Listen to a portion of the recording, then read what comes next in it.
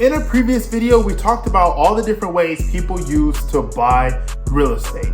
In this video, I'm gonna teach you what I'm gonna do to go from 0 to 100 units. I'm gonna keep it very simple. I'm gonna keep it very plain so that way you guys can follow along if you wanna do the same. As always, it's your friend, your coach, your business partner, Delano Mccrory. Let's get started. Alright. Jeez. First thing you want to do is pick your strategy.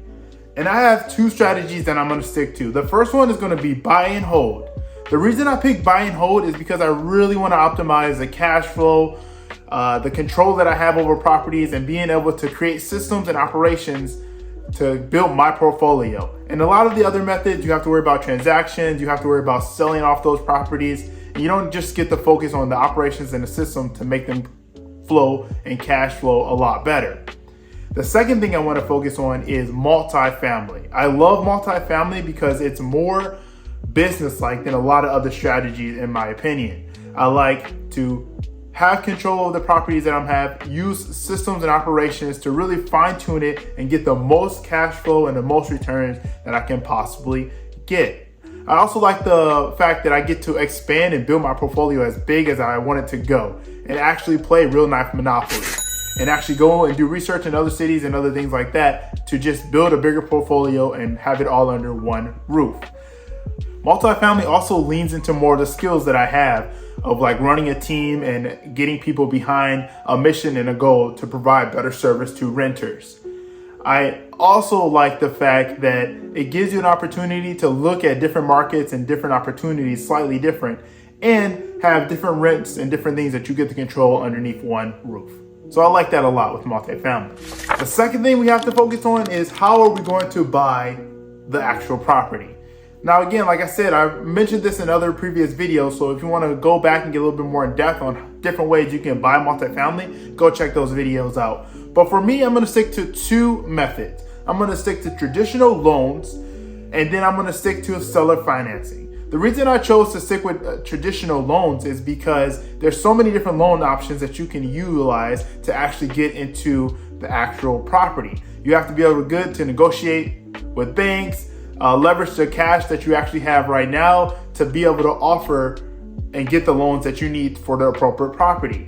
The reason I chose seller financing is for similar reasons as well. You have to be really good at negotiating and talking with sellers and realtors to get the terms that you need, but then also provide value for the seller so that way you're giving them something that they want in return, whether that's long-term money, whether that's a big down deposit. You get to negotiate and move pieces around so that way you can get the property that you want.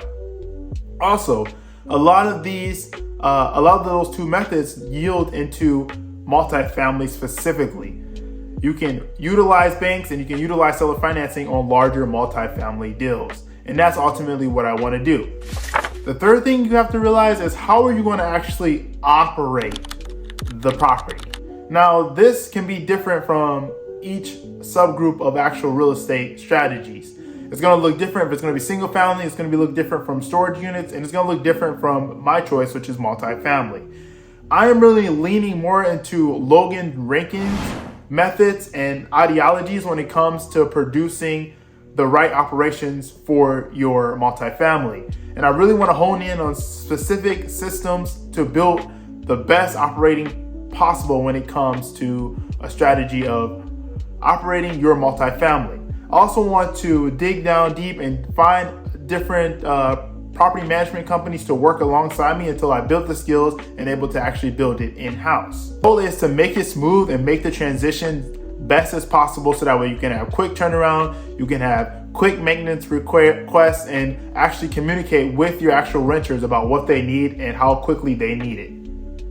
And just a few ideas off the back of kind of the things that you look into is, well, how can I lower the cost of the monthly fees? Is there better appliances that I can get to lower gas prices to make more fuel efficient tools or heating systems inside of these actual units to produce higher cash flows in the long run?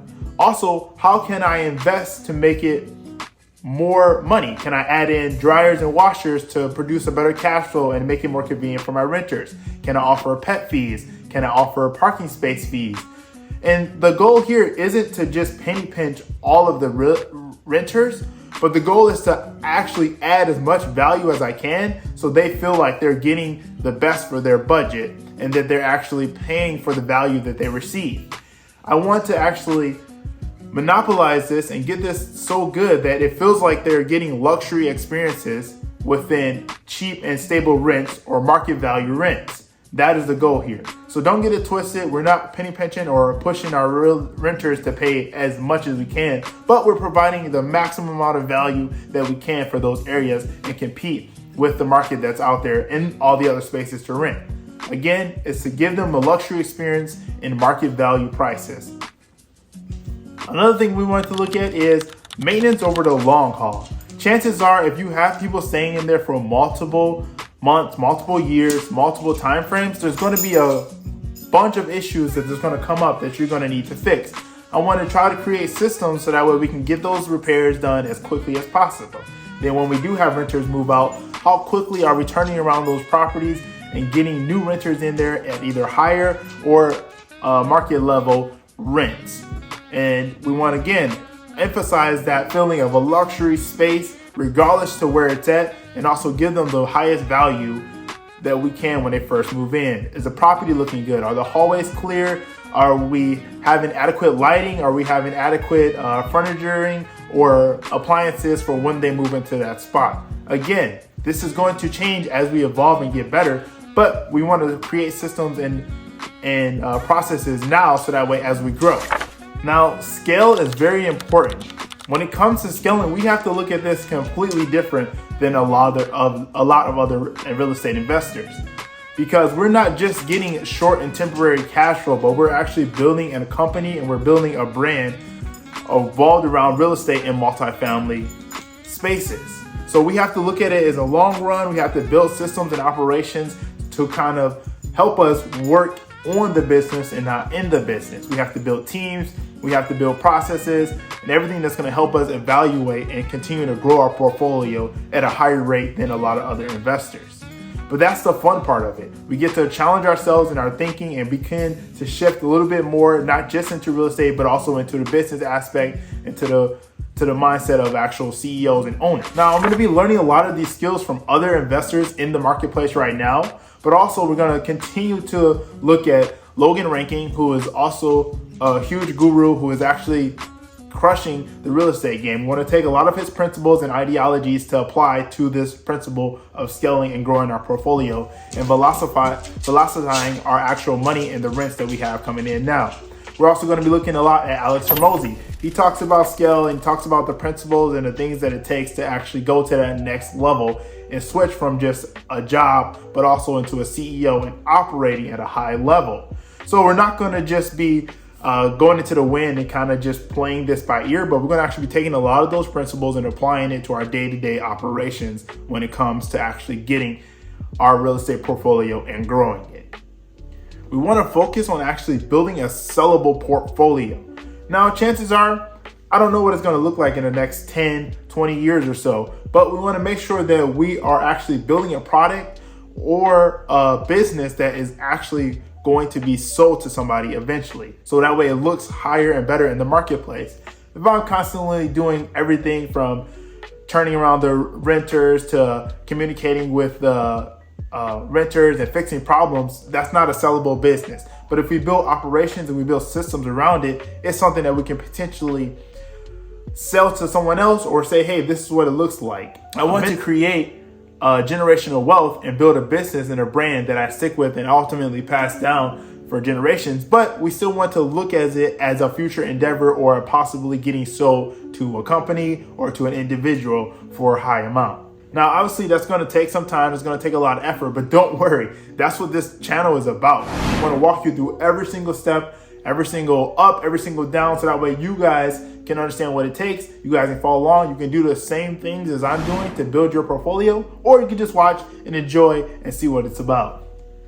Now, last and final, I'm going to actually write all this down in a followable paper/business plan, so that way you guys can take a look at it and you can actually follow it through on paper. So if that's something you're interested in and you guys want to have an actual blueprint that you can hold and look through, comment below and let me know, so that way I can get that out to you guys and I can get it going, so that way you guys can have it and actually start right now.